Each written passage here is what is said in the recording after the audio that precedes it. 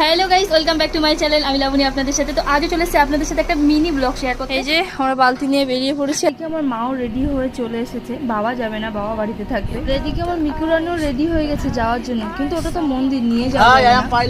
আচ্ছা, আমার চোখ দিয়ে দেখুন আগুন ঝরছে।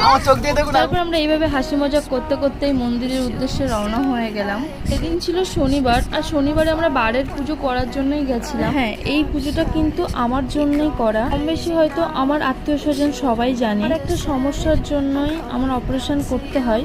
সেই অপারেশনের জন্য আমার মা মানত করেছিল এই পুজোটা। আমার মা সমান বৌদি এসে গেছে।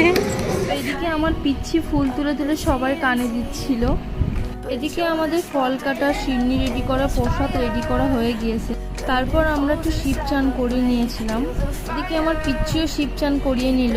আমরা মাথায় কাপড় দিয়ে অঞ্জলের জন্য বসে পড়ি। তারপর এদিকে দেখতে দেখতে আমাদের পুজোও শেষ হয়ে